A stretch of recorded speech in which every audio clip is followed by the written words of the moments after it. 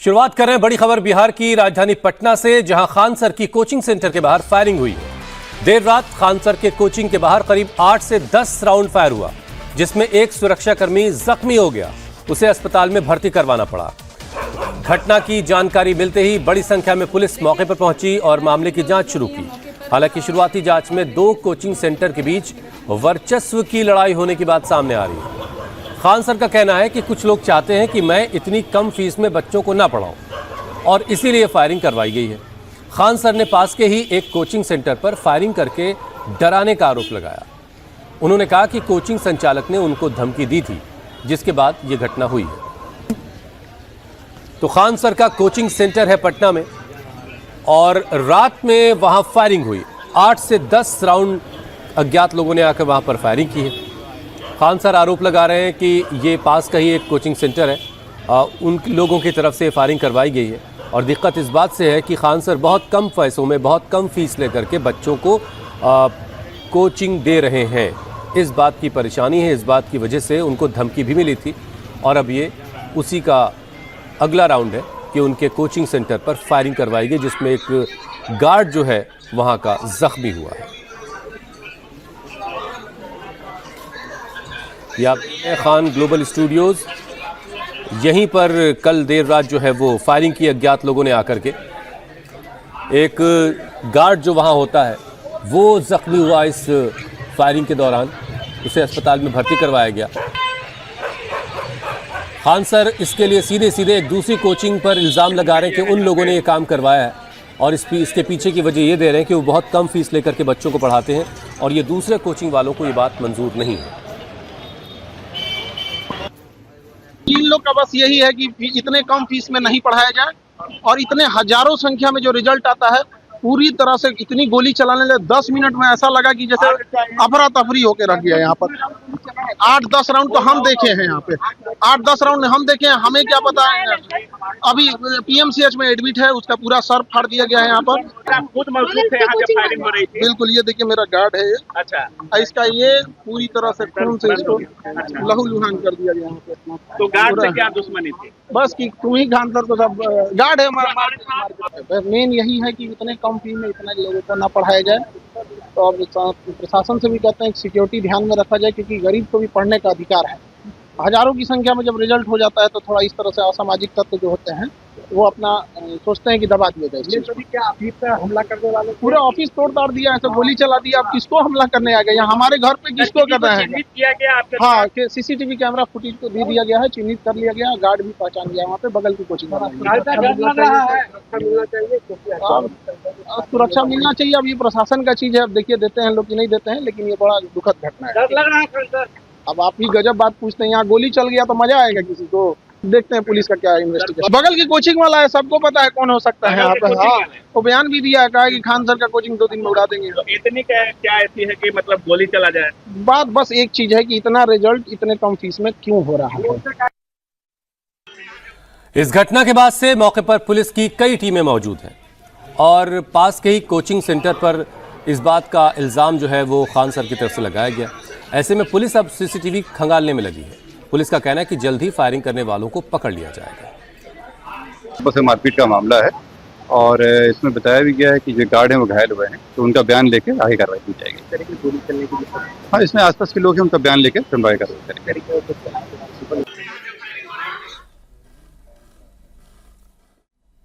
आज सुबह की एक और बड़ी खबर। अमेरिका के विदेश मंत्री मार्को रूबियो ने ईरान के नए सुप्रीम लीडर मुज्तबा खामनेई को लेकर बड़ी बात कही। मार्को रूबियो ने कहा कि मुज्तबा न सिर्फ जिंदा हैं बल्कि पहले से ज्यादा एक्टिवली ईरान के कामकाज को देख रहे हैं। रूबियो ने अमेरिकी सीनेट पैनल को संबोधित करते हुए कहा कि उनके पास ऐसे पुख्ता संकेत हैं, ऐसी खबर है जो ये बताती है कि ईरान के नए सर्वोच्च नेता मुज्तबा खामनेई किसी न किसी स्तर पर देश के अहम फैसलों में सक्रियता बढ़ा रहे हैं। 28 फरवरी 2026 को अमेरिका और इजराइल ने ईरान पर एक बड़ा हमला किया था। इस हमले में उस वक्त के सर्वोच्च नेता आयतुल्लाह अली खामनेई की मौत हुई थी। इसी बमबारी के दौरान उनके बेटे, जो मौजूदा वक्त में सुप्रीम लीडर हैं, मुज्तबा खामनेई, वो भी गंभीर रूप से घायल हुए थे। इसके बाद मुज्तबा को लेकर के कई तरह की अटकलें लगाई जा रही थी। अब खुद अमेरिका के विदेश सचिव ने ये बयान दिया कि ईरान के साथ अमेरिका की बातचीत ठप पड़ी है और ट्रंप ने बेंजामिन नेतन्याहू के साथ बेहद कड़े शब्दों में बात की है। अब अमेरिकी विदेश मंत्री ने ईरान के साथ समझौते की उम्मीद जताई है। साथ ही इस बात पर जोर दिया कि प्रतिबंधों को हटाने के लिए तेहरान को अपने परमाणु कार्यक्रम को काफी हद तक सीमित करना होगा। Was wondering at the outset if you could talk to us a little bit about the fractured Iranian regime and how that might be making negotiations more difficult. Let me try to give this answer to you in a way that's not boring or wonky, because it's been a shift. Obviously, the original Supreme Leader, the one that was there, is no longer with us. His son takes over. Nobody hears from him for a month. By all reports, open source reporting, I think you've all seen it. He was severely injured in the same strike, and so forth. Are you confident he's still alive, by the way? Yeah, I think there's indications that, in fact, we've not heard from him publicly. We haven't seen him publicly, and I would imagine, given what's happened to multiple leaders in that system, being very public is probably not something that's recommended for them internally. But that said, I think there are indications out there that he is increasingly engaging at some level, although all of his communications have been in writing and through intermediaries. So the way to think about it is the following. You have the Supreme Leader, and understand that at the end of the day, the Supreme Leader in their system there really is no analogy to it in our system or anybody else's system. It is the theological office. It was the head of the Islamic Republic in the sense of the ultimate decision maker. And every major decision has to be run by them. They are. Iran के पूर्व सर्वोच्च नेता अयतुल्ला Ali Khamenei का जल्द ही अंतिम संस्कार किया जाएगा। ईरान की सरकार ने 3 दिनों के राजकीय अंत्येष्टि कार्यक्रम का ऐलान किया है।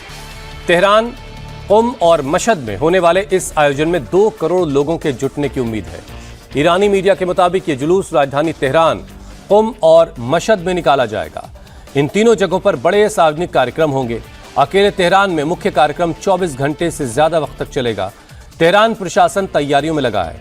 अधिकारियों का अनुमान है कि तेहरान में 2 करोड़ लोग पहुंच सकते हैं। इस मौके पर प्रशासन इतनी बड़ी भीड़ को संभालने का इंतजाम कर रहा है। 28 फरवरी 2026 को अमेरिका और इजराइल ने ईरान पर एक बड़ा हमला किया था। इस हमले में तत्कालीन सर्वोच्च नेता अयतुल्ला अली खामनेई की मौत हुई थी। इस्लामिक परंपरा के मुताबिक दफनाने का काम तुरंत होता है, लेकिन ईरानी अधिकारियों ने इसे लंबे वक्त तक के लिए टाल दिया था। मार्च की शुरुआत में प्रशासन ने कहा था कि भारी भीड़ के कारण तुरंत अंतिम संस्कार मुमकिन नहीं है। अब सरकारी न्यूज एजेंसी IRNA ने बताया, इरना ने बताया कि ये कार्यक्रम अब जून में होगा। हालांकि अभी पक्की तारीख आनी बाकी है। बड़ी खबर CBSE से जुड़ी हुई। आज री इवैल्यूएशन के लिए अप्लाई करने का दूसरा दिन है। CBSE ने दावा किया कि उसका पोर्टल अब ठीक से काम कर रहा है और मंगलवार को 28,000 छात्रों ने सफलतापूर्वक री इवैल्यूएशन के लिए अप्लाई किया है। CBSE ने यह भी दावा किया कि पहले दिन उसे पोर्टल को हैक करने की कोशिश की गई, जिसकी वजह से पोर्टल थोड़ा धीमा हुआ। इस बीच सरकार ने बेहद सख्त एक्शन लेते हुए CBSE के चेयरमैन और सेक्रेटरी को हटा दिया है। गृह मंत्रालय में एडिशनल सेक्रेटरी LP सीताराम को CBSE का नया चेयरमैन बनाया गया। इसके साथ ही OSM सिस्टम की जांच के लिए कमेटी भी बना दी गई है। इन सब के बीच आज का चैलेंज यह है कि दूसरे दिन पोर्टल ठीक से काम करता रहे।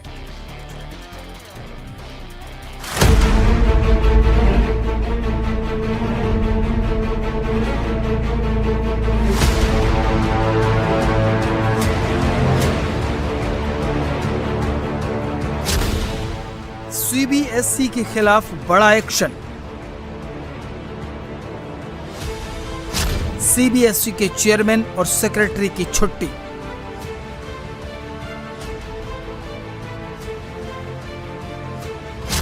OSM सिस्टम और टेंडर की जांच करेगी कमेटी।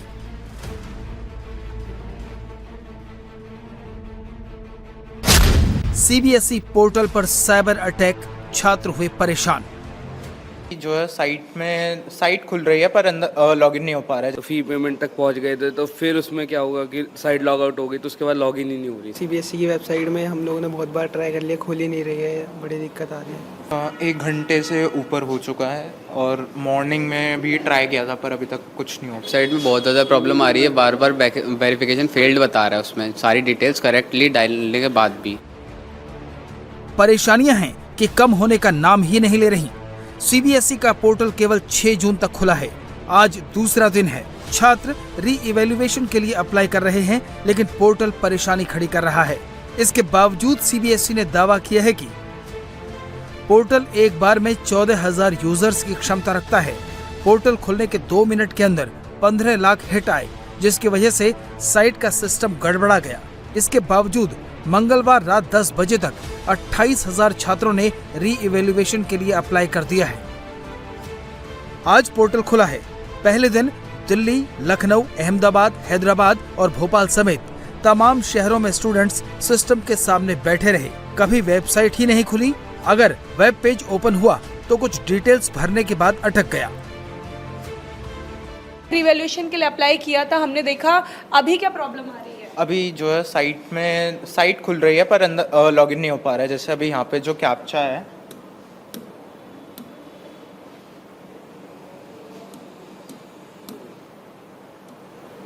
अच्छा, कैप्चा डाला है और यहाँ पे फेल हो गया। ये बता रहा है कि डिटेल आपकी गलत है, लेकिन यही डिटेल डाल के एक बार लॉगिन हो चुका था। हाँ। एक बार मैं चाहूंगी आप दोबारा कैप्चा डाल के हाँ। देखें। यहाँ पे स्टूडेंट कैप्चा डाल रहे हैं और बाकी जो डिटेल है वो डाल दी गई थी। आधार कार्ड सही है, रोल नंबर सही है, नाम सही है, लेकिन उसके बावजूद भी कितने देर आप कितना परेशान हो चुके हैं? क्योंकि बहुत बार तो आप हमारे साथ ट्राई कर चुके हैं।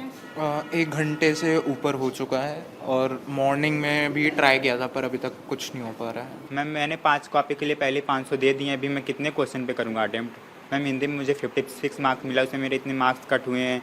अब कितनों पे मैं अप्लाई करूँ?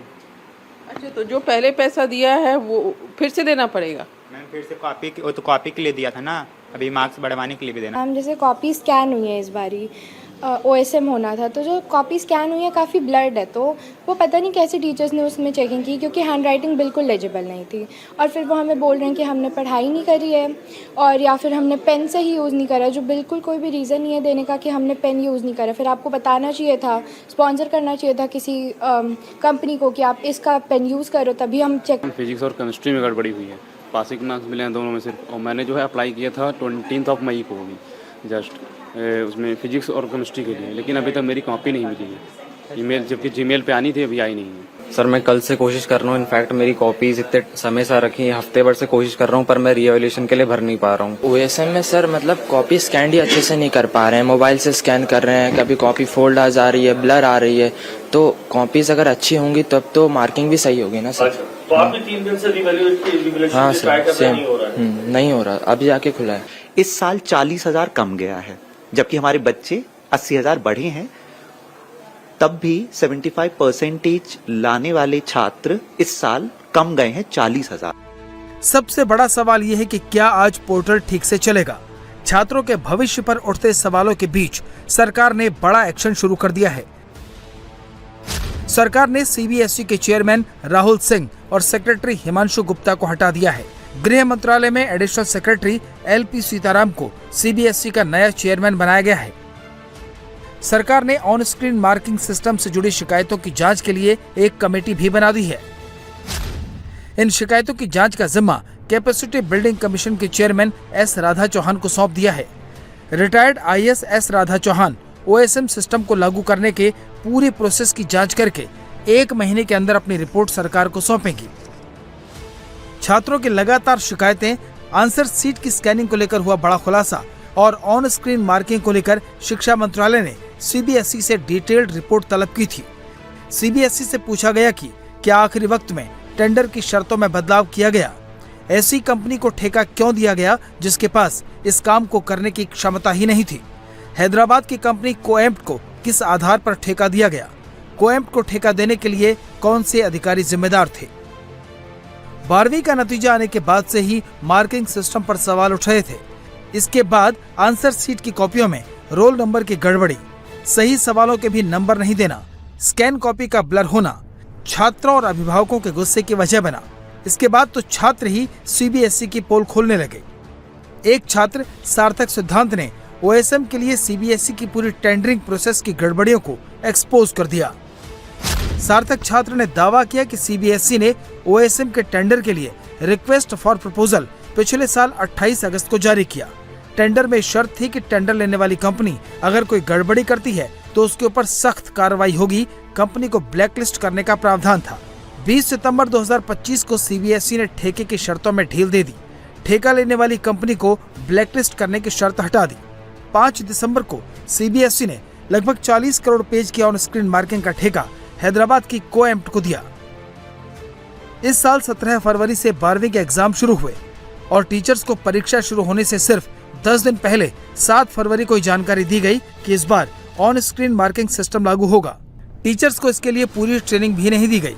इन गड़बड़ियों का खामियाजा छात्र भुगत रहे हैं और फायदा उस कंपनी को हो रहा है जिसे सीबीएसई की शर्तों की वजह से ब्लैकलिस्ट भी नहीं किया जा सकता। इन्हीं गड़बड़ियों को लेकर सवाल पार्लियामेंट्री स्टैंडिंग कमेटी ने भी पूछे। कमेटी ने सीबीएसई के चेयरमैन और स्कूल एजुकेशन सेक्रेटरी से पूछा कि टीचर्स को प्रॉपर ट्रेनिंग दिए बिना ओएसएम को लागू करने की क्या जल्दी थी? ठेके की शर्तों में ढील देकर ओएसएम लागू करने का फैसला किसने किया? जिस कंपनी का ट्रैक रिकॉर्ड खराब था उसको सीबीएसई ने किस आधार पर ओएसएम का ठेका दिया? स्टैंडिंग कमेटी ने सीबीएसई के टेंडर प्रोसेस में हेरफेर को एक्सपोज करने वाले छात्र सार्थक सिद्धांत को भी बुलाया था। सार्थक ने कमेटी के सामने प्रेजेंटेशन दिया। कमेटी के मेंबर्स ने सार्थक सिद्धांत की मेहनत की तारीफ की और सीबीएसई के चेयरमैन से कहा अगर उनसे ठीक से काम नहीं हो पा रहा है तो वो सार्थक सिद्धांत जैसे छात्रों की मदद ले। सरकार एक्शन में दिख रही है तो विपक्ष भी लगातार हमले कर रहा है। कांग्रेस लीडर और लोकसभा में विपक्ष के नेता राहुल गांधी ने सरकार के एक्शन पर हमला करते हुए कहा सीबीएसई अध्यक्ष ट्रांसफर, सीबीएसई सचिव ट्रांसफर, एक सदस्यीय जांच समिति गठित और असल जिम्मेदार धर्मेंद्र प्रधान सुरक्षित। अधिकारियों को हटा दिया गया, मंत्री को बचा लिया। ये जवाबदेही नहीं, कवर अप है। हमारी मांग आज भी वही है, शिक्षा मंत्री को बर्खास्त किया जाए और स्वतंत्र न्यायिक जांच हो। ये मांग है, कोई मोदी सरकार की 1 महीने पुरानी अंदरूनी फाइल नहीं जो यूं ही भुला दी जाए। अगर प्रधानमंत्री को 18.5 लाख सीबीएसई छात्रों की परवाह होती, धर्मेंद्र प्रधान जी कब के हटाए जा चुके होते। If you run a process where the integrity of the examinations cannot be trusted, where you are in a situation where tragically people who have spent so much of effort in preparing suddenly find that there are leaks, there is corruption, there is dishonesty, and that the entire process is vitiated. Sometimes exams are cancelled, they have to start all over again. When people see that, they feel so betrayed and so let down. The world is full of competitive examinations that are conducted fairly, whether it's the SAT or the Cambridge exams or the ISC or whatever. Why is it that it's only something that our government administers that is constantly being messed up? Why is the government in a situation where it is not able to guarantee the fairness and integrity of such a simple process as a national examination? It is honestly a deficiency of the government, and the government should be responsible and take action to fix the problem. That is what is fundamental. Otherwise, it's a betrayal of an entire generation. परीक्षा पर सवाल पूरी पीढ़ी पर सवाल है। सरकार action ले रही है, लेकिन सबसे पहले इन छात्रों के मन में विश्वास पैदा करना होगा जो अपने सही रिजल्ट का इंतजार कर रहे हैं। जम्मू कश्मीर के डोडा में भारी बारिश के बाद फ्लैश फ्लड आया, जिससे काफी नुकसान हुआ है। बारिश के बाद डोडा के ठाटरी कस्बे में नाले में उफान आ गया। पानी के साथ भारी मात्रा में मलबा आया, जिससे कई घरों में मलबा जमा हो गया। कई घरों को नुकसान हुआ। इस हादसे में 5 लोग जख्मी हुए। कई गाड़ियां मलबे में दब गईं। ठाटरी का एक मदरसा मलबे की चपेट में आ गया। हालांकि बच्चों का वक्त रहते वहां से निकाल लिया गया था। फ्लैश फ्लड के बाद सड़क पर कई गाड़ियां फंस गईं, जिससे भारी जाम लग गया। हालांकि रास्ते को अब क्लियर करवा लिया गया है। तो डोडा में फ्लैश फ्लड आया, जिसकी वजह से फ्लड के साथ आए मलबे ने काफी नुकसान किया। कई घरों को नुकसान पहुंचा, कई घरों में मलबा घुस गया, कई गाड़ियां मलबे के नीचे दब गईं और इस हादसे में कुछ लोगों के जख्मी होने की भी खबर है। एक स्कूल भी इस फ्लैश फ्लड की चपेट में आया, लेकिन वक्त रहते वहां के बच्चों को सुरक्षित वहां से निकाल लिया गया था। फ्लैश फ्लड के साथ आए मलबे ने रास्ते की वजह से रास्ता भी जाम हो गया था। हालांकि रास्ते को अब क्लियर करवा लिया गया है। फ्लड्स आए, पीछे एक जो नाला है यहाँ पर पहले भी क्लाउड बर्स्ट की वजह से फ्लड्स आए हुए हैं। आज भी यहाँ पर काफी ज्यादा पानी, गाड़ियां कुछ मलबे के अंदर चली गई। उस स्कूल के बच्चे भी यहाँ से गुजर रहे थे, तो उनको भी यहाँ पर फिर रेस्क्यू करके यहाँ से बड़ी मुश्किल से इस एरिया को क्रॉस कराया गया। काफी मलबा यहाँ पर जमा हो गया था और काफी तेजी से पानी चल रहा था। उसके अलावा यहाँ पूरे कस्बे के अंदर जगह जगह पर जो है मतलब पानी जमा हो गया था। उसके अलावा यहाँ से थोड़ा कस्बे के अगली वाली साइड एक गांव पड़ता है मदन खेत, वहाँ पर घरों के अंदर जो है मलबा काफी ज्यादा जमा हो गया था। उसके अलावा अगर बात करें हम कस्बा ठाठरी से इस तरफ कहरा वाली साइड पे, वहां पर भी एक दो गाड़ियां जो है मलबे के अंदर फंस गई थी, जिसमें 2-3 बच्चे जो है जख्मी हुए। उसके अलावा गुंदो के अंदर भी एक गाड़ी जो है इसी तरह से खाई में जा गिरी इसी दौरान, और वहां पर 5 लोग जख्मी हो गए और उनमें से 2 क्रिटिकल थे। कर्नाटक की सियासत में आज एक बड़ा बदलाव होने जा रहा है। वरिष्ठ कांग्रेस नेता डीके शिवकुमार आज मुख्यमंत्री पद की शपथ लेने वाले हैं। यह शपथ ग्रहण आज शाम 4:05 पर हो सकता है। कांग्रेस हाईकमान आज ही उन मंत्रियों के नामों की लिस्ट जारी कर देगा जो शिवकुमार के साथ शपथ लेंगे। सूत्रों के मुताबिक आज 14 मंत्री शपथ लेंगे। इस राजनीतिक बदलाव को अमली जामा पहनाने के लिए दिल्ली में मंगलवार को भी बैठकों का दौर जारी रहा। कांग्रेस अध्यक्ष मल्लिकार्जुन खड़गे और लोकसभा में विपक्ष के नेता राहुल गांधी ने डीके शिवकुमार और सिद्धारमैया के साथ लंबी चर्चा की। कांग्रेस नेतृत्व में बदलाव कर जहां 2028 के विधानसभा चुनाव और 2029 के लोकसभा चुनाव को टारगेट किया जा रहा है, वहीं बीजेपी ने कर्नाटक में हुए इस बदलाव को विकास विरोधी और सिर्फ कुर्सी का खेल करार दिया है।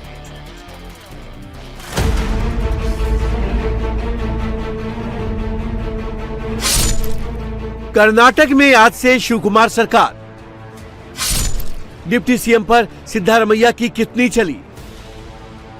डीके शिवकुमार आज अपने छोटे मंत्रिमंडल के साथ शपथ लेंगे। कहा जा रहा है कि शिवकुमार के साथ सिर्फ 14 मंत्रियों का शपथ ग्रहण होगा। आज कोई डिप्टी सीएम शपथ नहीं लेगा और मंत्रिमंडल का विस्तार बाद में किया जाएगा। शिवकुमार के साथ जिन नेताओं की शपथ लेने की चर्चा है उनमें Yatindra Siddaramaiah, G Parameshwara, KJ George, Priyank Kharge, MB Patil, Ramalinga Reddy, Eshwar Khandre, Krishna Byre Gowda, Lakshmi Hebbalkar, B Suresh और सतीश जारकीहोली का नाम सबसे आगे चल रहा है। हालांकि सूत्र बता रहे हैं कि सतीश जारकीहोली कर्नाटक कांग्रेस अध्यक्ष पद के लिए अगर मान जाते हैं तो संभव है कि उनकी जगह बीके हरिप्रसाद को मंत्रिमंडल में शामिल होने का मौका मिल जाए। इन चेहरों के अलावा केएच मुनियप्पा और दिनेश गुंडू राव के नाम भी रेस में शामिल हैं।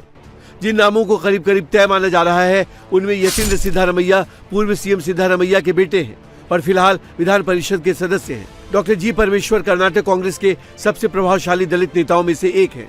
राज्य के पहले दलित उप मुख्यमंत्री सिद्धारमैया कैबिनेट में गृह मंत्री थे और 2010 से 2018 तक प्रदेश कांग्रेस के अध्यक्ष रहे हैं। केजे जॉर्ज कर्नाटक कांग्रेस के सबसे अनुभवी नेताओं में से एक हैं, जिन्होंने गृह मंत्री, बेंगलुरु विकास मंत्री और ऊर्जा मंत्री के रूप में राज्य की राजनीति और प्रशासन में अहम योगदान दिया है। सिद्धारमैया कैबिनेट में ऊर्जा मंत्री थे। एमबी पाटिल कर्नाटक के प्रभावशाली कांग्रेस नेताओं में से एक है।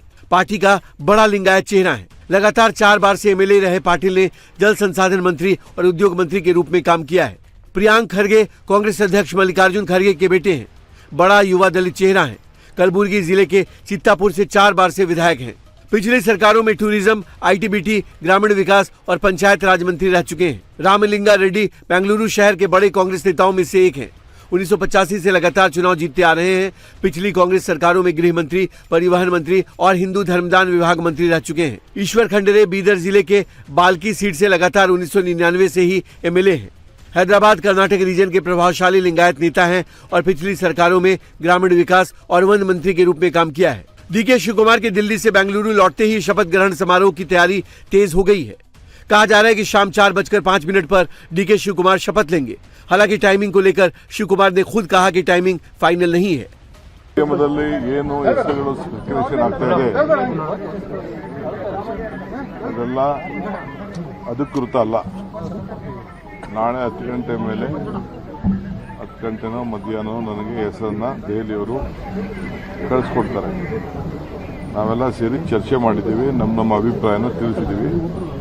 ಅಂತಿಮ ತೀರ್ಮಾನ ದೆಹಲಿಯವರು ಮಾಡಿ ನನಗೆ ಕಳಿಸ್ಕೊಡ್ತಾರೆ. ಆಮೇಲೆ ನಾನು ರಾಜಭವನ್ಗೆ ಪಟ್ಟಿಯನ್ನು ಕಳಿಸ್ಕೊಡ್ತೇನೆ. ಇಷ್ಟು ಮಾತ್ರ ಹೇಳಲಿಕ್ಕೆ ಬಯಸ್ತೇನೆ. ನಾಳೆ ಸಾಯಂಕಾಲ ನಮ್ಮ ಕಾಂಗ್ರೆಸ್ ಭವನದ ಒಂದು ಭೂಮಿ ಪೂಜೆ ಇತ್ತು. ಅದು ಇನ್ನೊಂದು ಪ್ರತ್ಯೇಕವಾದ ದಿನ ಮಾಡೋಣ ಅಂತೇಳಿ ತೀರ್ಮಾನ ಆಗಿದೆ. ಸೊ ಯಾರಿಗೆ ಆ ಇನ್ವಿಟೇಷನ್ ಕಳಿಸಿದ್ದೀನಿ ಅವರೆಲ್ಲ ಇನ್ ಟೈಮಲ್ಲಿ 2 ಗಂಟೆ ಒಳಗೆ ನಮ್ಮ ಬ್ಲಾಕ್ ಅಧ್ಯಕ್ಷರು. शपथ ग्रहण समारोह में कांग्रेस अध्यक्ष मल्लिकार्जुन खरगे, लोकसभा में नेता प्रतिपक्ष राहुल गांधी के अलावा कांग्रेस शासित राज्यों के सीएम और डिप्टी सीएम, सभी प्रदेश के कांग्रेस अध्यक्ष और सभी कांग्रेस सांसदों को भी न्योता भेजा गया है। शिव कुमार एक संघर्षशील, जुझारू और जनता से जुड़े हुए नेता का कल शपथ ग्रहण है और उसमें सारे देश भर के नेता आ रहे हैं और अगले चुनाव की तैयारी भी उनको करनी है, तो एक बड़ी चुनौती भी उनके साथ है। निश्चित रूप से बिल्कुल दोनों नेता हमारे बहुत ही सम्माननीय और बहुत कर्मठ और अनुभवी नेता हैं। कांग्रेस जहां डीके शिव कुमार की ताजपोशी से गदगद है, वहीं बीजेपी ने कर्नाटक में सीएम चेहरा बदलने को जनता के साथ धोखा करार दिया। सीएम पद से एक ओबीसी चेहरे को हटाने पर भी सवाल उठाए। दुखद है, कर्नाटक के नागरिकों के साथ धोखा है। 3 साल से सरकार चला रही थी, आपस में लड़ने के सिवाय इन दोनों लोगों ने, सिद्धारमैया जी ने और शिव कुमार जी ने, कुछ नहीं किया। पूरा 3 साल कुर्सी की लड़ाई में चला गया। 53,000 करोड़ हर साल निकाले गारंटी के नाम पर, कहाँ गए कुछ पता ही नहीं। कांग्रेस हाईकमान के लिए कर्नाटक में मंत्रियों के नाम तय करना आसान नहीं था। बताया जा रहा है कि सिद्धारमैया ने अपनी मांगे मनवाने के बाद ही इस्तीफा दिया है। राज्यसभा की सीट ठुकराने वाले सिद्धारमैया को फिलहाल कांग्रेस वर्किंग कमेटी का सदस्य बनाकर पहला टास्क दे दिया गया है। कोलकाता के सुरेंद्रनाथ कॉलेज में टीएमसी के स्टूडेंट विंग के यूनियन रूम से लाखों रुपए कैश बरामद हुए। बैग में भरकर रखे गए नोटों में दीमक लग चुकी है। नोटों की हालत इतनी खराब है कि वो अब इस्तेमाल के लायक नहीं बचे। कॉलेज में सफाई के दौरान इन नोटों के बारे में जानकारी मिली, जिसे सूटकेस और 2 बैग्स में भरकर रखा गया था।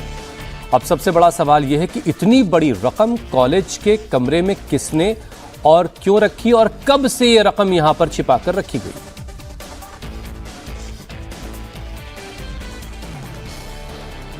तो ये सुरेंद्रनाथ कॉलेज जहां पर सफाई के दौरान ये कैश मिला है, सूटकेस और बैग में भरा हुआ, और ये कब से रखा हुआ इसका कोई अंदाजा ही नहीं है। और ये रखे रखे देखिए बर्बाद हो गया पैसा, ये इसे दीमक खा चुकी है।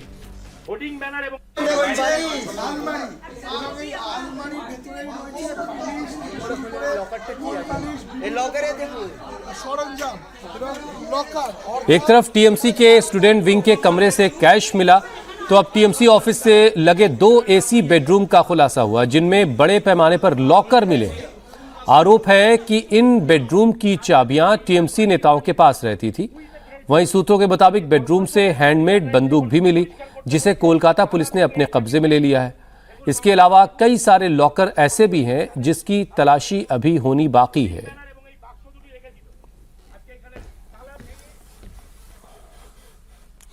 बंगाल विधानसभा में दिए गए फर्जी साइन वाले लेटर को लेकर टीएमसी सांसद अभिषेक बनर्जी पर शिकंजा लगातार कसता जा रहा है। सीआईडी पश्चिम बंगाल के कथित विधानसभा दस्तखत जालसाजी के मामले में तृणमूल कांग्रेस के 3 विधायकों की हैंडराइटिंग के नमूने कलेक्ट करने के लिए बैंकशॉल कोर्ट में अर्जी उसने लगाई है। इधर अभिषेक बनर्जी के माता पिता ने केएमसी के नोटिस को रद्द करने को लेकर कोर्ट में याचिका दायर की है, जिस पर आज सुनवाई होनी है। अभिषेक बनर्जी के माता पिता अमित और लता बनर्जी ने कोलकाता नगर निगम के उस नोटिस को रद्द करने के लिए कलकत्ता उच्च न्यायालय का रुख किया है, जिसमें हरीश चटर्जी स्ट्रीट वाले उनके घर पर अवैध निर्माण की बात कही गई है। आज इसी पर सुनवाई होनी है। तो केएमसी की तरफ से जो नोटिस मिला है अभिषेक बनर्जी के घर को लेकर के, जिसमें अवैध कंस्ट्रक्शन की बात कही गई है, उस केएमसी के नोटिस को रद्द करवाने के लिए अभिषेक बनर्जी के पेरेंट्स, उनके माता पिता जो है वो कलकत्ता हाईकोर्ट का उन्होंने रुख किया है और केएमसी के नोटिस को रद्द करवाने की बात हो रही है। तो दूसरी तरफ अभिषेक बनर्जी के उस लेटर को लेकर के मुश्किलें बढ़ती जा रही हैं, जिसमें फर्जी साइन की बात कही जा रही है और साइन के मिलान के लिए भी सीआईडी की तरफ से एक अर्जी कोर्ट में लगाई गई है, ताकि सैंपल्स उन विधायकों के कलेक्ट किए जा सकें जिनके सैंपल सीआईडी लेना चाहती है। तो हैंडराइटिंग के नमूने के लिए बैंकशाल कोर्ट से अर्जी में लगाई गई अर्जी, ताकि वहां से मंजूरी मिल सके। अभिषेक के माता पिता ने केएमसी की नोटिस के खिलाफ हाईकोर्ट का रुख किया, ताकि इस नोटिस को रद्द करवाया जा सके। आज से बंगाल की अन्नपूर्णा योजना की पहली किस्त जारी होने वाली है, जिसमें पात्र महिलाओं को 3,000 रुपए की राहत राशि मिलेगी। पश्चिम बंगाल के मुख्यमंत्री शुभेंदु अधिकारी ने ऐलान किया कि राज्य सरकार की अन्नपूर्णा योजना के तहत पहली किस्त का भुगतान आज शुरू किया जाएगा। योजना में महिला लाभार्थियों के बैंक खातों में सीधे 3,000 रुपए भेजे जाएंगे।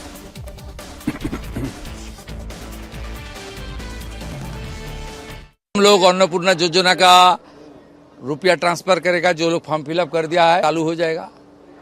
हम लोग जो बोलता है सोच के बोलता है, और जो सोच बोलता है वो भी करता है। सब लोग कोऑपरेशन करे सरकार का साथ। जो घुसपैठिया है उनको तो रुपया नहीं मिलेगा, ये लोग को नहीं रुपया मिल सकता है। जो देश की कानून का उल्लंघन करता है, वैक्सीन नहीं लेता है, स्कूल में नहीं दाखिल करता है, कहाँ दूसरा स्कूल में भेजता है, जहाँ दूसरा तरीके से उनको ट्रेनिंग दिया जाता है, वो सब लोग को तो नहीं मिलना है। बंगाल चुनाव में हार के बाद से टीएमसी में जारी अभिषेक बनर्जी के विरोध के बाद अब पार्टी पर टूट का खतरा मंडरा रहा। जिन 2 विधायकों को ममता बनर्जी ने सोमवार को पार्टी से निकाला, अब उन्हीं के नेतृत्व में एक नई टीएमसी बनाए जाने की अटकलें लगाई जा रही। बताया जा रहा है कि टीएमसी से निष्कासित 2 विधायकों ने खुद को असली टीएमसी बताते हुए अपने साथ 50 से ज्यादा एमएलए होने का दावा किया है। तो दावेदारी विपक्ष के नेता के पद और चुनाव निशान पर भी की जा रही है। टीएमसी में संभावित टूट के दावों के बीच टीएमसी के निष्कासित विधायक ऋतब्रत बनर्जी ने एमएलए हॉस्टल में जाने और मीटिंग की बात कही है। तो इधर टीएमसी के पूर्व प्रवक्ता रिजू दत्ता ने दावा किया कि बंगाल में टीएमसी का वही हाल होगा जो महाराष्ट्र में शिवसेना का हुआ था। इधर मंत्री तापस रॉय ने टीएमसी की टूट की अटकलों को सही बताया है।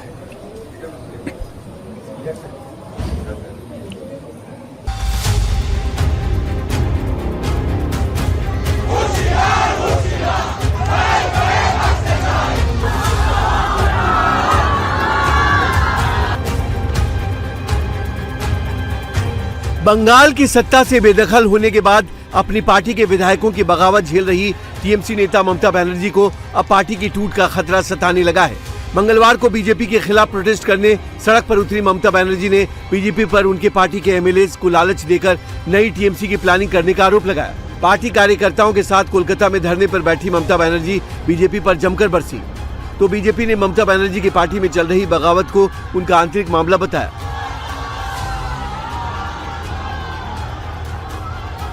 कि आज बंगाल में जो अत्याचार चल रहा है, एक भी एमएलए को घर से निकालने नहीं दिया।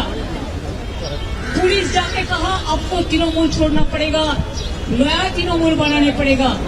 जिसको आपने चोर कहते हैं, उन लोगों को बाड़ी में पुलिस भेज के आप कहते हैं आप तृणमूल तोड़ो और हमारा साथ जोड़ो, नया से तृणमूल बनाओ। कौन बनाएगा? जो तृणमूल लड़ाई करके आया, खून दे के आया, संघर्ष करके आया, वो असली तृणमूल है। उसका रसोई घर में क्या पक रहा है उसे हमारा कोई दिलचस्पी नहीं है। लेकिन एक गुजरे हुए बहुत बड़ा नेता सुब्रत मुखर्जी ने कहते, ये कोई पार्टी नहीं है, ये चलता हुआ ट्रेन है। सब लोग इसमें शामिल हो गए हैं। जब जिसका प्लेटफॉर्म मिल जाएगा वो उतर जाएगा। हमारा टीएमसी के लिए दरवाजा बंद है। किसी को नहीं इंपोर्ट करके हम लोग 207 तक पहुंच गए हैं। जनता टीएमसी का नेताओं को खिलाफ वोट दिया था, जो टेंटेड है, जो नौकरी बेचा, नौकरी खरीदा, जो जनता का जीना हराम कर दिया था, जो आदिवासी महिला का सर मुड़ा दिया था, थूक कर उसको चटने के लिए मजबूर किया था, जो राष्ट्रपति महामहिम राष्ट्रपति को एक कार्यक्रम करने के लिए मैदान तक नहीं दिया, उन लोगों को हम लोग पार्टी में शामिल करते हैं। भारतीय जनता पार्टी का तृणमूलाइजेशन नहीं हो सकते। राजधानी दिल्ली में अतिक्रमण के खिलाफ एक्शन तेज होता जा रहा है। रेहड़ी पटरी और अवैध दुकानों पर बुलडोजर की कार्रवाई चल रही है। तो इस मामले में सियासत भी जोरों पर है। ऐसे में इस मामले में दिल्ली हाईकोर्ट ने खुद कमान संभाली है। कोर्ट के सख्त आदेश के बाद दिल्ली के चीफ सेक्रेटरी ने हाई लेवल इमरजेंसी बैठक की। सूत्रों के मुताबिक दिल्ली के वीआईपी इलाकों से लेकर हर बड़े बाजार में अवैध रेहड़ी पटरी और दुकानों पर प्रशासन का पीला पंजा चलने वाला है, जिनमें कनॉट प्लेस, पालिका बाजार, सरोजनी नगर, करोल बाग, लाजपत नगर शामिल है। दूसरी ओर बुराड़ी विधानसभा के जगतपुर एक्सटेंशन में तोड़फोड़ की कार्रवाई पर सियासत हो रही है। दरअसल कार्रवाई के विरोध में देर रात आम आदमी पार्टी के विधायक संजीव झा जगतपुर गांव के लोगों के साथ बीजेपी सांसद मनोज तिवारी के घर पर प्रदर्शन करने पहुंच गए, जहां पुलिस ने संजीव झा और उनके समर्थकों को हिरासत में लिया। दरअसल हाई कोर्ट का आदेश है कि ओ जोन को खाली कराया जाए, जिसे लेकर मनोज तिवारी ने जगतपुर गांव के लोगों से मुलाकात की और आश्वासन दिया कि कोई भी गलत कार्रवाई नहीं होगी। हमारे घर पे बुराड़ी के आम आदमी पार्टी के विधायक संजीव झा और जो झड़ौदा का आम आदमी पार्टी के पार्षद गगन चौधरी, इन दोनों ने अपनी अवैध जमीन बचाने के लिए ये लोग एक साजिश करके गांव को बरगलाए। गांव के लोग हमारे साथ खड़े हैं। आप सबको मैं बताऊं, ये इतनी बड़ी चूंकि आम आदमी पार्टी साजिशों की ही उपज है, इसलिए ये अभी भी साजिश कर रहे हैं। सच्चाई ये है कि ओ जोन की पूरे दिल्ली में चर्चा है। ओ जोन की परिभाषा तय है। जो नदी में बांध है उससे नदी के तरफ ओ जोन है, और जहां बांध सरकार ने स्वयं बनाया उसके अंदर आबादी है, वो ओ जोन से बाहर है। लेकिन पुराने समय से ओ जोन जो चिन्हित आ रहा है, उसमें दिल्ली के 10 के आसपास ऐसी कॉलोनियां हैं जो ओ जोन में है नहीं, लेकिन त्रुटिपूर्ण ढंग से ओ जोन लिखा हुआ है।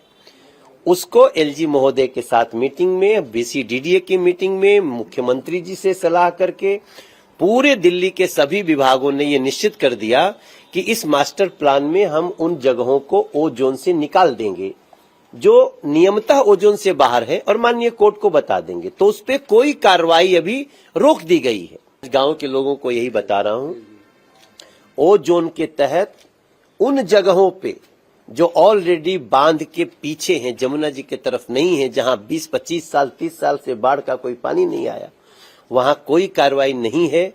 और हम कोई भी कार्रवाई ओ जोन के तहत नहीं होने देंगे। एक और जानकारी बता दें कि ओ जोन के तहत कार्रवाई होगी तो डीडीए करेगी, एमसीडी नहीं करेगी। वहीं आम आदमी पार्टी के नेता संजीव झा ने कहा कि सरकार जगतपुर गांव में गलत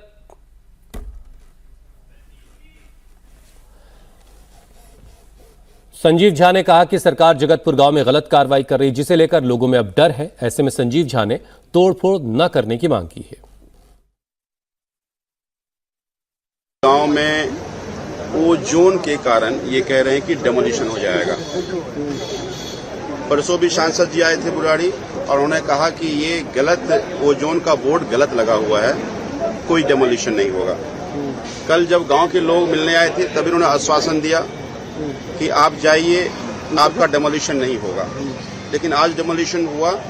डेमोलिशन करने आए, वहां बड़ी जद्दोजहद हुई, लेकिन कहा कि कल फिर डेमोलिशन होगा। तो आज गांव के कुछ बुजुर्ग और हम उनके साथ आकर के सांसद जी से ये निवेदन करने आए हैं कि आपके कहने के बावजूद डेमोलिशन हो रहा, लोगों में डर है, तो आप मिल करके ये आश्वस्त करें कि ये डेमोलिशन ना हो। यूपी के प्रयागराज में 3 शवों के मिलने वाले मामले में एक नया मोड़ आ गया है। जिस फरार बेटे पर हत्याकांड को अंजाम देने का शक था, उसका भी शव बरामद हुआ। यह मामला प्रयागराज के कोतवाली थाना क्षेत्र के साउथ मलाका चौराहे के पास था। एक घर के अंदर से एक बुजुर्ग कारोबारी, उनकी पत्नी और बेटी का शव बरामद हुआ। सभी के शव अलग अलग कमरों में मिले थे। पड़ोसियों ने दुर्गंध आने के बाद इस बात की खबर पुलिस को दी। पुलिस ने दरवाजा तोड़ा, शवों को निकाला। तीनों के सिर पर गंभीर चोटों के निशान थे। आशंका हत्या की थी। परिवार का इकलौता बेटा लापता था, जिसका शव बरामद हो गया। पुलिस ने शवों को पोस्टमार्टम के लिए भेज दिया है और मामले की पड़ताल की जा रही है। यूपी के बागपत में खूनी संघर्ष देखने को मिला, जहां पुरानी रंजिश में 2 पक्ष आपस में भिड़ गए। बड़ौद कोतवाली क्षेत्र में 2 पक्षों के बीच मामूली कहासुनी हुई, जिसके बाद दोनों पक्षों में बात इतनी बिगड़ी कि लात घुसे चलने लगे। लाठी डंडे, लोहे की रॉड का इस्तेमाल हुआ। खूनी संघर्ष में आधा दर्जन से ज्यादा लोग जख्मी हो गए, जिसमें कई के सिर पर गंभीर चोटें आई हैं। पीड़ितों के मुताबिक मामला गाली गलौज से शुरू हुआ था और विवाद बढ़ने पर दबंगों ने घेर कर लाठी डंडों और लोहे की रॉड से हमला कर दिया, जिसके बाद पीड़ित पक्ष ने भी बीच बचाव में हमला किया। इस मामले में पुलिस ने 3 लोगों को गिरफ्तार किया और आगे जांच चल रही है। मैं अपने गेट के सामने खड़ा होकर फ़ोन पर बात कर रहा था। रोहित है जो सुल्तान का लड़का है, उसने पहले मैं छेड़ा, गाड़ी गलोच करी। फिर इसके बाद में उसके भाई ने उनने फ़ोन करे, सब आए और मेरे पे हमला करा।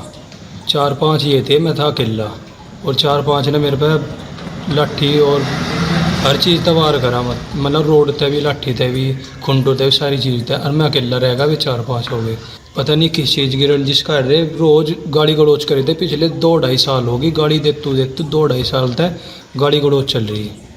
कुछ लड़ाई आज तक भी नहीं हुई। जो सामने पड़ोस है और इस साइड में है कि इनके साथ हुआ, और उन्होंने ज़बरदस्ती मतलब बिना बात के खमा गाड़ी गलोच करे, पीवे दारू, और यहाँ गंदी गंदी गाड़ी देवे। तो पहले भी रिपोर्ट करी थी, तो जो रिपोर्ट करी इन्होंने, जो गांव वाले थे इन्होंने मना करवा दी, भाई मना कर दो, उठा लो रिपोर्ट, वहाँ से फैसला कर लो। तो उसके बाद फिर रिपोर्ट करी, 2-3 बार वाक़े हुए इसके। तो अब की बार उन्होंने अचानक ही हमला करा। पापा भी घर पे बाहर नहीं थे, आप बाहर जा रहे थे, और अंकल भी नहीं थे, कोई नहीं था घर पे, हम ही थे बस, बहन भाई मम्मी थी। तो अचानक ही भाई को गंदी गंदी गाड़ी दे लगे, गाड़ी में आया था बाहर, और फ़ोन करके पता नहीं कितने को बुलाया अपने साथ। कितने ही थे ये, कम से कम 7-8 थे, दिखे शायद 7-8 थे। तो उन्होंने सारों ने मिलकर उस पर हमला करा। तो हम तो सब बचाने के लिए गए थे। हम कहा भाई तू अंदर आ जा, इनके साथ लड़ना। कितने? इसमें मैं हूँ, मेरा भाई है और मेरी बहन है, और 2 बहन हैगी, और मेरे पापा पे भी इन्होंने कोशिश करी, मारे भी, लट तो मारे। मथुरा में पुलिस ने ब्रेन वॉश कर युवतियों से दुष्कर्म करने वाले आरोपी को गिरफ्तार कर लिया है। आरोपी अभिषेक उर्फ आदि कर्ता नारायण दास युवतियों को बहला फुसलाकर उनका शोषण करता था।